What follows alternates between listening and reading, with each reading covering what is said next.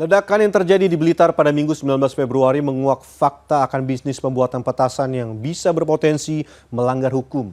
Dan faktanya aktivitas pembuatan petasan masih ditekuni sebagian masyarakat. Lalu apa yang membuat sebagian masyarakat masih nekat menekuni bisnis ini meski terancam hukuman pidana dan resiko kehilangan nyawa? Kita simak laporan khas redaksi.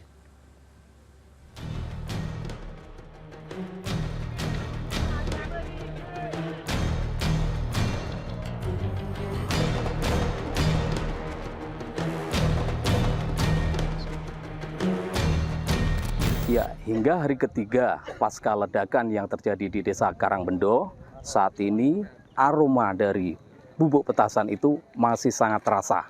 Dan di lokasi inilah pusat ledakan yang menyebabkan 4 nyawa terenggut dalam satu keluarga.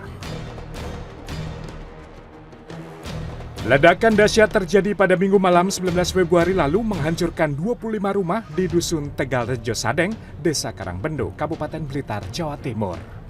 Kerasnya suara ledakan hingga didengar ke Kabupaten Kediri, Jawa Timur dengan radius sekitar 20 km dari pusat ledakan.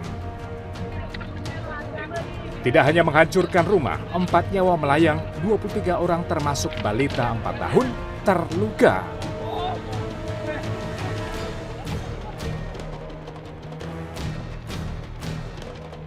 Pasca ledakan, polisi melakukan olah TKP dan menemukan bukti bahan peledak berjenis low eksplosif atau bubuk misiu. Polisi menyebut lokasi ledakan diduga sebagai tempat memproduksi bubuk petasan. Dan terkait bahan-bahan untuk peracikan itu apakah mudah ditemukan dan di sini? Belerang, sulfat, terus dan sebagainya apakah dijual di sini ada, tapi informasi mungkin didapatkan dari wilayah luar kota kita. Meski polisi menyebut lokasi sebagai tempat pembuatan petasan, warga sekitar termasuk kepala desa setempat mengaku tidak tahu. Setahu jenengan memang sini banyak yang menyimpan obat petasan, Ibu, nggak tahu ya? Ya nggak ada suara apa-apa. Biasa-biasa aja, nggak ngerti masalah itu. Nah itu Ibu tahu nggak ada bahan petasan di situ? Nggak tahu. Sama sekali? Nggak tahu. Sebelum-sebelumnya juga nggak pernah tahu? Nggak pernah. Apa itu membuat petasan juga? Tidak tahu saya, masalah itu tidak tahu. Tapi sebenarnya selama ini kan aman-aman saja, tidak pernah ada kejadian. Ini hal yang mengejutkan bagi saya. Produksi bubuk misiu yang biasa digunakan untuk petasan tidak lepas dari tradisi yang ada di Indonesia, meski undang-undang telah melarangnya. Dalam Undang-Undang Darurat Nomor 12 Tahun 1951 disebut, setiap orang yang membuat hingga menguasai bahan peledak diancam pidana paling lama 15 tahun.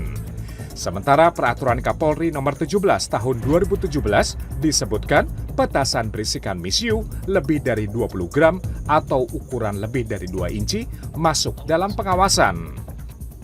Menurut pengajar Fakultas Hukum Universitas Trunojoyo Madura, Denny Yuhermawan, karena ada benturan nilai inilah ia meminta agar polisi berhati-hati dalam menentukan unsur pidana pada fenomena petasan secara umum sebagai sebuah tradisi.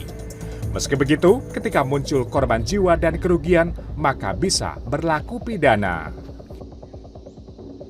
Saya pribadi dalam konteks bahwa sekarang ini itu menjelang Lebaran dan orang seringkali petasan itu menjadi tradisi yang bagi sebagian orang menjadi kewajiban yang harus dilaksanakan, maka di sini seakan-akan ada benturan nilai. Sementara itu, sosiolog Bagong Suyanto mengungkapkan tidak hanya soal tradisi, sulit mencari nafkah di pelosok daerah, tidak jarang membuat sebagian orang tetap menjalankan bisnis pembuatan petasan.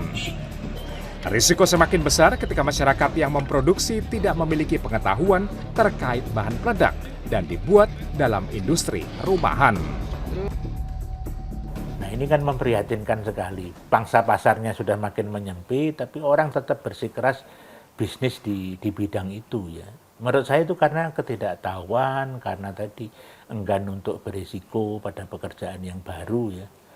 Dan mereka ya tidak didukung pengetahuan yang cukup juga ya dari sisi safety-nya ya, keamanannya. Sebagai solusi, Bagong menyarankan aparat kepolisian mengembangkan pendekatan community support system dengan merangkul tokoh dan masyarakat desa agar usaha pembuatan petasan tidak lagi dijalani. Tidak hanya itu, edukasi terkait risiko dan potensi bahaya juga harus diberikan agar masyarakat mengerti akan bahaya jika melanjutkan usaha pembuatan petasan. Tim Liputan CNN